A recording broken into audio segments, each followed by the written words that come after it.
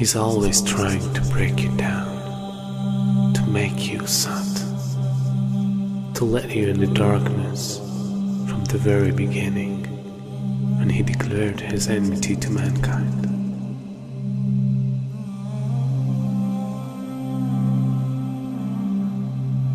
And throughout the history, he caused evil and destruction between every nation.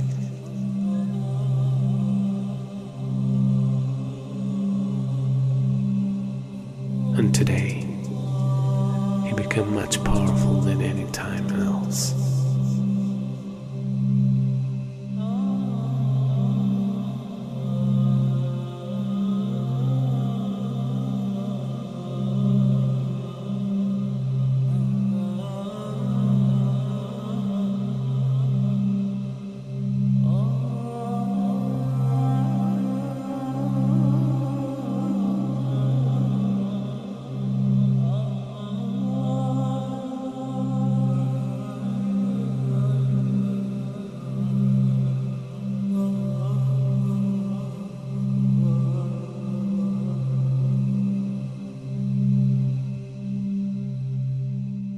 A new world order, a world where the rule of law, not the law of the jungle, governs the conduct of nations.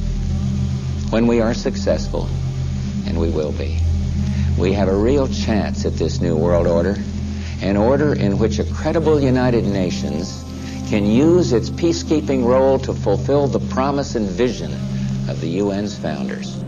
We begin to see the climax of a major change in society, the climax of a new world order. And we begin to see a type of integration between information technology and trade. We begin to see the economy, politics, culture, and ideology being transported simultaneously from nation to nation. And with this technology, with the ability to transport ideas, the very value systems of people, the way that they eat, what they enjoy to do, how they enjoy recreation, their racial concepts, their culture, their ideology being transported all around the world, a type of globalization. And with this boom in the information technology, and with this major event that takes place, now it comes to a culmination and it starts to reach a high point. And so the innocent people, we look at this and we say, what is going on? What is happening to the world that had so many different varying views, different nations, different ways of approaching things that can complement each other? Now we see politics is stripped of real power, that the economy governs all social exchange. We see that the states serve the financial power structures, that the real power is no longer in the hands of the generals, but the real power now switching to the hands of the people who run the economy, to the banking systems. And then we see that politicians play the role of public relations officers only to control the masses, either by lulling them to sleep or by terrorizing them. And then we see that the masses of the people become helplessly preoccupied. Their lives are now bombarded with a series of cultural events. And these cultural events start to become the most important things in their lives. The World Cup, the Major League Series, the rugby, the cricket, the hockey, the tennis. Whatever the sport may be, we see whole nations coming behind sports. And the national heroes become sporting people. Even in Saudi Arabia, even in our own Muslim countries, the national heroes are now the soccer players. Who kicks the little ball inside of a net? He becomes the hero of the nation when people are dying on the ground.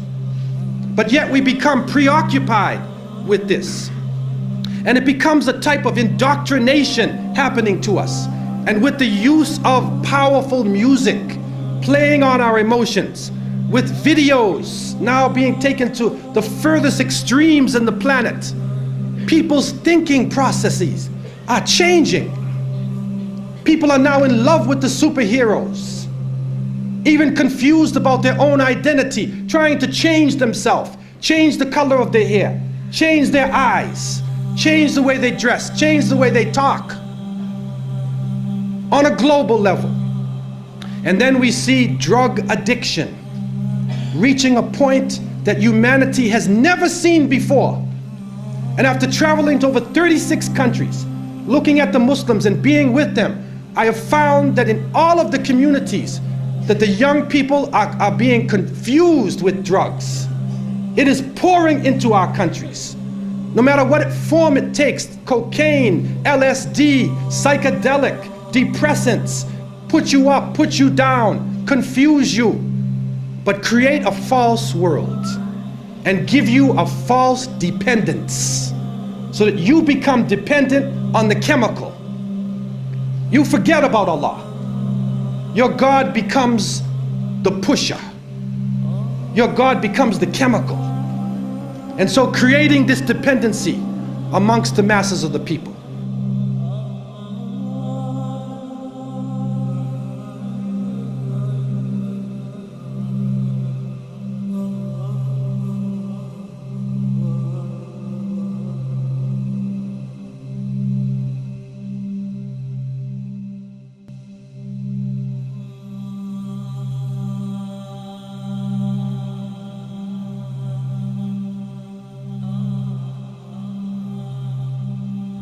This is a dollar bill, which is the now devalued dollar bill. And on the back of the dollar bill, there's a seal on this side. It's called the Great Seal of the United States. That's what it's called. It's their seal. Now behind the seal, this is actually what is behind the Great Seal of the United States, is a pyramid with one eye. Now the one eye is the sun god Re, which is where we get the word ray, sun rays. It is the sun god, same Mithraic character, and he shows up again and again. This is the Masonic god of the ray. 13 5-pointed stars, and when you draw lines between them, you'll draw a 6-pointed star. If the hexagonal star is lifted out and placed over the image of the pyramid, its points indicate specific letters in the Latin inscription surrounding it, which are thought to be an anagram. Inside the American dictionary is the word anagram, which is the intentional scrambling of the letters of a word to conceal the real word. So if you re-scramble, you get Masons. This is how we know that the Masons originated the drawings for the Great Seal of the United States. This search for concealed meanings in the iconography is not confined to the imagery alone. It is claimed that the number 13, the most ominous number in Western tradition, is hidden throughout the symbols on the $1 bill. They point out the repetition of the symbolic number 13. There are 13 leaves on the olive branch in the eagle's right claw, 13 arrows in the left claw, 13 stars above the eagle's head, and 13 bars and stripes on the shield. Count the feathers. You'll notice that there are 32 feathers on the bird's left wing and 33 on his right wing. This is understood to refer to the 33 degrees of Masonry introduced by the Supreme Council of the Scottish Rite, America's most prominent Masonic order, whose national HQ is in Washington. If you look, you'll see the pyramid is built except for the top. It's built except for the top. The eye is suspended above the top. It hasn't come down yet. Because they believe until they finished the Masonic project, which is what they say on the bottom, Novus Ordo Seclorum, and then Annueta Chapters, he is pleased with our project. In other words, the God they believe in is pleased with our project. What is the project? This is the question. What is the project that this God is pleased with? The project is literally the secularization of the world.